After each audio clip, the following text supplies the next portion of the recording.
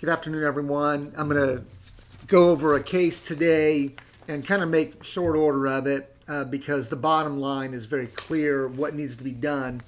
This is a supervised estate, a probate case, and a fight among siblings after their parents had passed away, and what to do with their property, bank accounts, farmland, and some other things. And this case just came down here about a week ago in the Indiana Court of Appeals. And what happened was there were three step siblings, Brady Bunch family. And one of the siblings, the son, was farming using a part of the land for cattle farming, and he'd been doing it for many years. And then before his mom passed, she conveyed some of that same land by deed to somebody else. Then there was a dispute over the bank accounts, and it all went into litigation. And there was a failed mediation as well.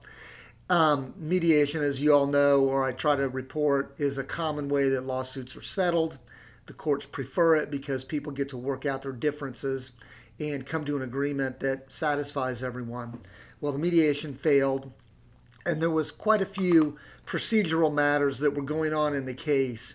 And, bottom line, the court decided that the trial court made its findings correctly and considered the evidence appropriately. It looked at the procedures and the discovery that was done at the time and deadlines that were missed or not missed according to the facts. And the case is still really pending to resolve, all the issues in it, because this is what was called an interlocutory appeal, meaning an appeal in the middle of the case based on issues that have just happened. So normally you don't appeal until the entire case has been settled. Sometimes you do an appeal early. This is called an interlocutory appeal. So it's back down to the trial court. And, bottom line on these estates, so many problems happen after the fact because the documentation is weak and contradictory. So whenever we're doing an estate plan for a family, what we try to do is make certain that there's consistency between every aspect of a party's affairs.